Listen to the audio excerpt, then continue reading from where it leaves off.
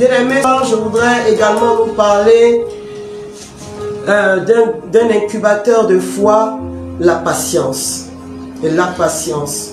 De plus en plus dans nos discours de salon, mais également dans les partages, on sent que le cœur des hommes commence à être irrité, le cœur des croyants commence à s'irriter parce qu'on estime qu'on a trop prié et depuis qu'on prie, Dieu ne fait rien.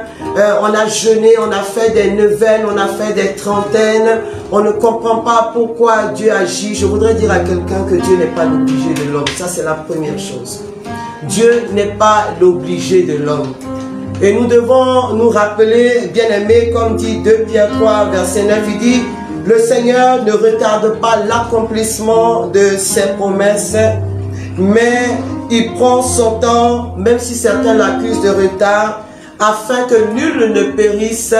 Il use de patience et il voudrait sauver tous, bien-aimés. » Et nous devons bien comprendre donc que ce n'est pas une incompétence de Dieu, ce n'est pas non plus un mépris de Dieu, mais celui qui a créé le ciel, la terre, l'homme et tout ce que contiennent le ciel et la terre, est celui qui reste le seul maître de toute situation et de tout événement.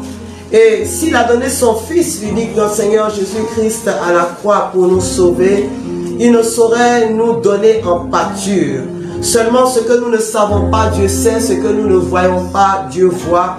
Dieu ne veut pas de solution intermédiaire qui s'arrête dans le temps, car quand Dieu donne, c'est sans remords, c'est sans regret, c'est sans repentance et c'est pour toujours. Et je voudrais donc dire à quelqu'un, sois patient, sois patient. Sois patient, continue de prier, ne te lasse point, bien-aimé. Que nous dit la parole de Dieu concernant la patience? En Jacques chapitre 5 à partir du verset 7, Saint Jacques nous interpelle en ces termes. Soyons donc patients, frères, jusqu'à l'avènement du Seigneur. Il dit, voyez le laboureur, il attend patiemment le précieux fruit de la terre jusqu'aux pluies de la première et de l'arrière-saison. Soyez patients vous aussi. Affermissez vos cœurs, car l'avènement du Seigneur est proche. Ne vous plaignez pas les uns des autres, frères, afin de ne pas être jugés. Bien-aimé, écoute-moi bien. Lorsqu'en Luc chapitre 2, la parole de Dieu nous instruit sur le miracle de Cana, bien-aimé, tous ceux qui ont été impatients et qui regardaient aux choses extérieures, car dit la parole, le vin de la cérémonie était en train de finir. Ils n'ont pas été patients, ils étaient venus pour satisfaire leur ventre et non pas pour participer à la joie des époux. Lorsque le matériel a commencé à finir, ils ont pris leurs chaussures sans même dire au revoir aux époux. Mais ceux qui sont restés, qui ont partagé pleinement et totalement la joie des époux, ceux-là ont vu le miracle et ont bu au nouveau vin. Ceux-là ont été les premiers témoins, les premiers transformés, les premiers bouleversés. Ceux-là n'ont pas quitté la scène, bien-aimés.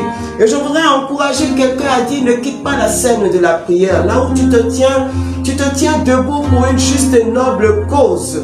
Que rien, ni les pronostics, ni les diagnostics que tu entends ne t'éloignent de ta position de guetteur, d'intercesseur. Que tout ce qui se passe autour de toi, au contraire, affermisse ta foi. Car si le temps semble durer, sache bien que la gloire de Dieu sera manifestée avec puissance.